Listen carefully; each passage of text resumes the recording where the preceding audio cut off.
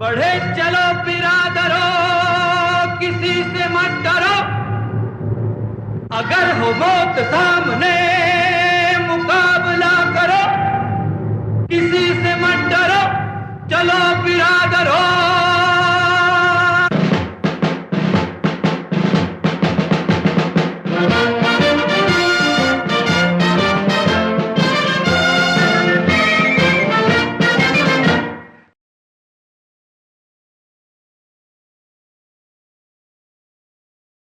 जय भीम साथियों, मैं परम पूज्य बोधिसत्व बाबा साहब डॉक्टर भीमराव अंबेडकर द्वारा स्थापित समता सैनिक दल का राष्ट्रीय अध्यक्ष आर जोशी आपसे आह्वान करता हूं कि हम समता सैनिक दल के तत्वाधान में जो देशव्यापी 2 मांगों को लेकर के समता सैनिक दल अपना आंदोलन शुरू किए हुए है, उसके लिए 24 सितंबर 2016 में जंतर मंतर पर सभी श्रद्धेय साथी आए और उसमें भागीदारी निभाएं। चूँकि ये 2 मुद्दे हमारे बहुत ही महत्वपूर्ण मुद्दे हैं। हमने जो एक मुद्दा लिया शिक्षा का राष्ट्रीयकरण, इस देश के विकास और निर्माण के लिए शिक्षा ही एक बहुत नितांत आवश्यक है, और जब तक ये शिक्षा का जो मुद्दा है वो राष्ट्रीयकरण नहीं होगा, जिसका शिक्षा का राष्ट्रीयकरण नहीं होगा, तो मैं समझता हूँ कि आज हर 5 किलोमीटर दूर पर एक नई नई यूनिवर्सिटी खुल गई हैं, एक शिक्षा का कॉमर्शलाइजेशन हो गया, जिसका संविधान के स्वरूप को जो बाबा साहब ने संविधान में इसको प्रतिपादित किए थे नियम शिक्षा के लिए, शिक्षा के अधिकार के लिए, उसका खुलेआम उल्लंघन हो रहा है। और जो गरीब आम जनता है, मैं ये भी समझता हूँ कि पूरे भारतवर्ष में 85% लोग, चाहे वो किसी भी जात का है, किसी भी धर्म का है और किसी भी पंथ का है, वो इस शिक्षा को, जो आज की नई शिक्षा है, उस पर अपने बच्चों को पढ़ा नहीं सकते, क्योंकि शिक्षा इतनी महंगी हो गई है, इतनी कॉमर्शलाइज हो गई है। इसलिए शिक्षा का राष्ट्रीयकरण होना नितांत आवश्यक है। इस देश में जब शिक्षा का राष्ट्रीयकरण हो जाएगा, चूँकि कुछ लोग ऐसे हैं, इतने गरीब हैं, असहाय हैं, शोषित हैं, दलित हैं, अल्पसंख्यक हैं, और वो लोग अपने बच्चों को उतनी फीस दे करके नहीं पढ़ा सकते। तो मैं गुजारिश करता हूँ अपने समता सैनिक दल के माध्यम से आज की प्रेजेंट गवर्नमेंट को कि जब तक शिक्षा का राष्ट्रीयकरण नहीं होगा तो शिक्षा एक आम आदमी तक नहीं पहुँच सकती। ठीक उसी तरह से जिस तरह से 1969 में बैंकों का भी आधिपत्य इसी तरह था, और 69 में सभी बैंकों का राष्ट्रीयकरण किया गया, जिसमें एक बेरोजगारी की समस्या भी हल हुई। बहुत से श्रद्धेय साथी को उनमें सर्विस मिली, और सर्विस मिलने के बाद आज आप देख रहे हैं कि जब सरकार के अधिकरण में बैंक आए तो वो सुचारू रूप से चल रहा है, वहां कोई ऐसी बात नहीं है। ठीक उसी तरह से जो ये प्राइवेटाइजेशन का सिस्टम, पूरे भारतवर्ष में शिक्षा इतनी महंगी हो गई, आप इंजीनियरिंग में एडमिशन लें, स्पेशली हायर एजुकेशन में तो ये हालत है कि अगर आप MBBS करना चाहें, इंजीनियरिंग करना चाहें या MBA करना चाहें, तब तक आप कैपिटेशन फीस नहीं देते उस संस्थान को, तो आपका एडमिशन नहीं होता। और इन सब चीज़ों से बचने के लिए एक तरफ हम पूरे भारतवर्ष को कह रहे हैं कि हम विकसित हैं, हम आज बहुत विकसित हो चुके। इस पूरे भारतवर्ष में 21वीं शताब्दी में आज भी बहुत, मैं कहता हूँ कि बहुत सा शिक्षा का जो स्तर है, जो परसेंटेज है, वो इतनी डाउन है कि उसके लिए यदि हम फॉरेन कम्युनिटी में देखें तो उसके कंपैरिजन में हम शिक्षा में बहुत नीचे हैं। और इस शिक्षा को संविधान के अनुरूप, ये जो एक मौलिक अधिकार के रूप में बाबा साहब ने संविधान में इसका प्रोविजन किया था, उसका खुलेआम उल्लंघन हो रहा है। और अगर समय रहते हुए देश के संचालक इस चीज को नहीं समझ पाते तो सर्टेनली एक बहुत बड़ी जनसंख्या बेरोजगार भी होगी, अनभिज्ञ भी होगी, अशिक्षित भी होगी। ठीक उसी तरह से जैसे हजारों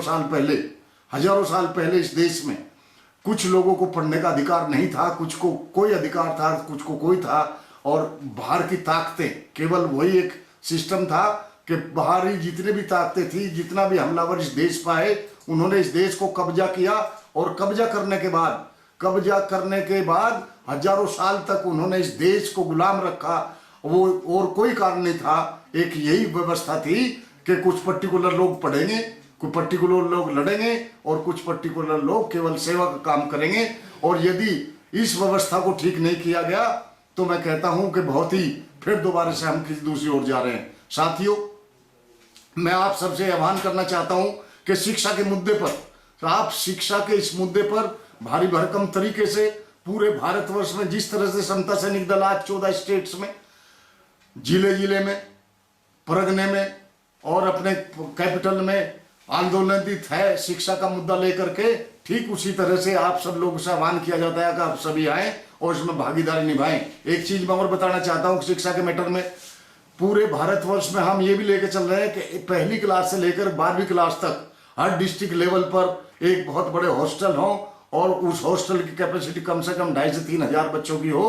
और वो बच्चे निःशुल्क गवर्नमेंट की तरफ से उनको हॉस्टल फैसिलिटी होकर के पढ़ाया जाए। और जो हायर एजुकेशन में जाए तो हायर एजुकेशन के जितने भी इंस्टीट्यूट हैं गवर्नमेंट ऑफ इंडिया उनको टेक ओवर करे, ताकि हर वर्ग के बच्चे को समान शिक्षा मिले, समान अपॉर्चुनिटी मिले, समान अवसर मिले। और जब समान अवसर मिलेंगे तो सर्टेनली वो किसी भी कंपटीशन में उसको ठीक कंपीट करने के लिए बिल्कुल तैयार होंगे। और वो पूरा, इससे यही नहीं उसका इंडिविजुअल का तो फायदा होगा, लेकिन पूरे भारतवर्ष में जब शिक्षा का आगाज इस तरह से होगा, सबको समान शिक्षा मिलेगी, तो मैं कहता हूं कि वर्ल्ड कम्युनिटी में ये देश नंबर 1 होगा जिस दिन शिक्षा का आधार इस हिसाब से हो जाएगा कि जितने भी ये कॉमर्शलाइजेशन शिक्षा का होगा इसको बंद किया जाएगा। तो मैं आज की प्रेजेंट गवर्नमेंट से ये गुजारिश करना चाहता हूं कि इस चीज को वो शिक्षा के मुद्दे को बहुत ही सीरियस लें। और शिक्षा के इस मुद्दे को जिस दिन उन्होंने सीरियस ले लिया, आज पूरे भारतवर्ष में आपने देखा होगा हमें केवल 3 चीज बहुत नितांत आवश्यकता है, शिक्षा, हेल्थ और रोजगार। जब ये सब चीज हो जाएगी तो अपने आप ही बहुत सी चीजें इस देश के विकास के लिए, विकसित होने के लिए उसके दरवाजे अपने आप खुल जाएंगे। दूसरा मुद्दा हमने क्या लिया? दूसरा मुद्दा हमने ये लिया कि इस देश में बैलेंस रखने के लिए उच्च न्यायालयों में जो जजों की नियुक्ति है, अपॉइंटमेंट है, वो थ्रू यूपीएससी हों। यूपीएससी के थ्रू अभी रिसेंटली गवर्नमेंट ने भी ये मुद्दा लिया था। बड़े खुशी की बात यह है कि पूरी गवर्नमेंट, क्या पूरे भारतवर्ष के राजनीतिकों ने पार्लियामेंट, दोनों पार्लियामेंट में एक इकट्ठा होकर के इस चीज का एकमत होकर के निर्णय लिया, लेकिन फिर भी वो चीज सफल नहीं हो पाई। इसके पीछे कहीं ना कहीं कोई कुताही रह गई। साथियों, आपने देखा होगा आज पूरे सुप्रीम कोर्ट में कोई SC, ST, माइनॉरिटी और कोई OBC, कोई भी एक भी सिंगल जज नहीं है। इसका कारण है कि संविधान के अनुरूप ये जजों की सिलेक्शन हो ही नहीं रही। हम ये चाहते हैं कि इस न्याय प्रणाली में भी सबकी भागीदारी हो, सबका रिप्रेजेंटेशन हो, ताकि किसी को ये एहसास हो कि वाकई एक जुडिशरी, जिस देश की जुडिशरी निष्पक्ष है, वो सर्टेनली वो देश कभी मार नहीं खा सकता। और उसमें ये उनका रोजगार और सारा सिस्टम जो एक बहुत भारी भरकम लोकतंत्र हम इस देश को कहते हैं, एक वो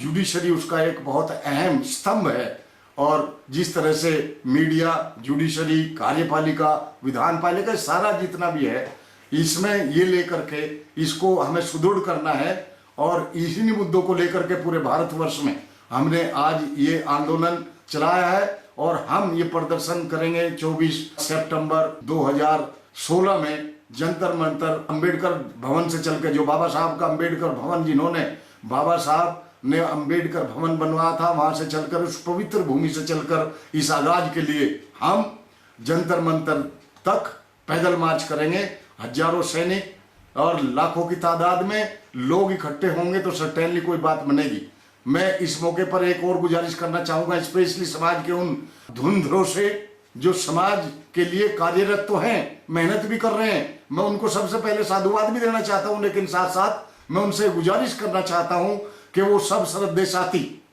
एकजुट होकर के जिस दिन इस बिगुल को बजाएंगे तो वो दिन दूर नहीं है कि जब कोई भी चीज हासिल करने में, आज पूरे भारतवर्ष में जैसा माहौल क्रिएट है और सदियों से ऐसा चलता आया, उसको अगर आप फलीभूत देखना चाहते हैं, अपने अधिकारों की लड़ाई लड़ना चाहते हैं, इस देश में भ्रष्टाचार के अगेंस्ट लड़ना चाहते हैं, इस देश में बेरोजगारी के अगेंस्ट लड़ना चाहते हैं, इस देश में असमानता के अगेंस्ट लड़ना चाहते हैं, तो आपको एकजुट होना पड़ेगा। कॉमन कॉज के लिए एकजुट होना पड़ेगा, एक प्लेटफॉर्म पर आना पड़ेगा। साथियों,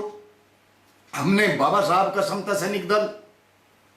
क्यों चला, इसीलिए चूंकि बाबा साहब ने समता सैनिक दल के बैनर के नीचे 1924 से लेकर के आज तक जो अपने जीवन पर्यंत जो जितने भी उन्होंने लड़ाई लड़ी समता सैनिक दल के बैनर के नीचे लड़ी, और समता सैनिक दल के बैनर के नीचे लड़ करके जो आज हमें दिया, जो आज हम बोल पा रहे हैं, हम पढ़ पा रहे हैं, आज समानता की जिंदगी जी पा रहे हैं, हम वो सारी फैसिलिटी यूज कर रहे हैं जो हमसे सदियों सदियों सदियों तक दूर रही, वो आज केवल एंड केवल इस समता सैनिक दल के बैनर के नीचे लड़ी हुई लड़ाई बाबा साहब के द्वारा